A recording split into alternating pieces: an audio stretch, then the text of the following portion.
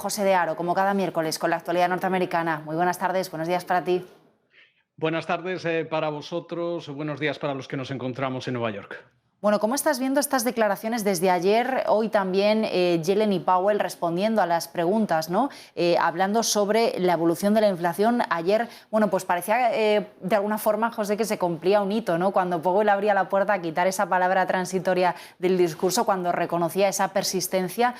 ¿Cómo ves esto y cómo ves también lo que ha dicho hoy respecto a los salarios? Reconocía que habían aumentado, que es un tema que tú y yo hemos hablado en las últimas semanas, pero en cualquier caso justificaba Powell que no ven esa subida como peligrosa y que no es responsable o causante de la inflación, que tendría más que ver con ese contexto derivado de la pandemia.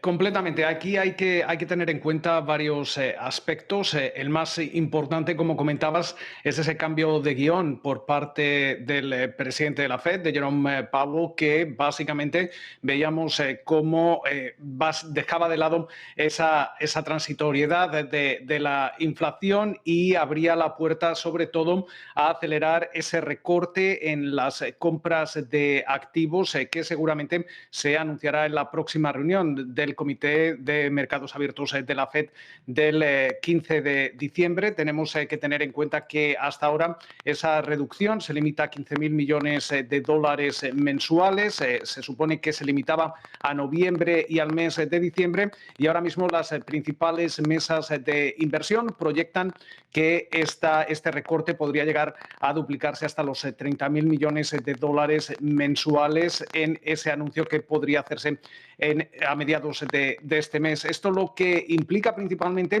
es que ese tapering, esa reducción en el programa de compras, podría completarse tan pronto como en el mes de marzo, en el primer trimestre del próximo año. Y esto deja a la Reserva Federal margen suficiente para tener que subir los tipos bien inmediatamente después del término de este programa o del tapering, que podría ser alrededor de abril y mayo si las circunstancias lo requieren, o si no, comenzar con esa subida de tipos de interés en el mes de junio, que es en estos momentos lo que está básicamente descontando el consenso del mercado y también las principales mesas de inversión. Aquí estamos hablando, por ejemplo, de Goldman Sachs, de Deutsche Bank, de Bank of America, aunque todavía existen bancos, como es el caso de Morgan Stanley y UBS, que siguen sin observar una subida de tasas a lo largo de 2022. Aún así, tenemos que tener muy en cuenta la composición de lo que está causando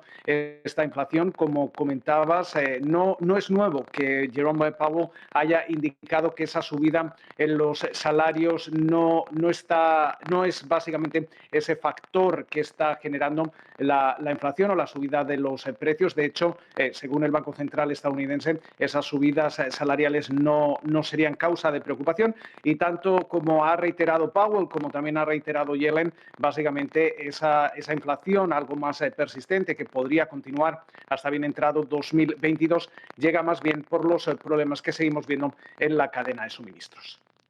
Vamos a ver qué pasa con esa cadena de suministro después de que esta nueva variante haya entrado en escena. Ya hay quien nos dice que precisamente, bueno, pues si volvemos a ciertos confinamientos y volvemos a ciertas restricciones, esta espiral de los cuellos de botella y una inflación mayor no haría más que aumentar. Vamos a ver qué nos sigue diciendo la comunidad científica, ¿no?, y las farmacéuticas al respecto. Pero quería preguntarte también por el mercado laboral, ¿no? Le preguntaban a Janet Yellen precisamente de esa cuestión que también hemos hablado en las últimas semanas sobre bueno, pues unas vacantes de empleo que están altas, gente que renuncia al trabajo, lo que se está llamando la gran dimisión en Estados Unidos, y también a la vez con cifras de paro que están bajas, ¿no? Decía Yellen que confía en que cuando tengan la pandemia bajo control aumentará la oferta de trabajadores. Eso es lo que deberíamos ver en los próximos meses. Todavía hay que tener en cuenta que, además de ese factor o ese fenómeno que comentabas, como muchos estadounidenses han dejado voluntariamente su puesto de trabajo, y esto podría cambiar estructuralmente parte de ese mercado laboral aquí en Estados Unidos, todavía tenemos que tener en cuenta que tenemos una pandemia que continúa, y también tenemos el acecho de nuevas variantes, como es el caso de Omicron. Y todo ello también sigue haciendo impacto, sigue teniendo impacto impacto en la psique de los trabajadores y de los estadounidenses, de los ciudadanos. Muchos de ellos quieren volver a tener un trabajo, quieren volver al mercado laboral, pero todavía no pueden hacerlo, bien porque siguen cuidando de algún familiar enfermo, bien porque todavía siguen con relativo miedo a la pandemia, y toda esta situación debería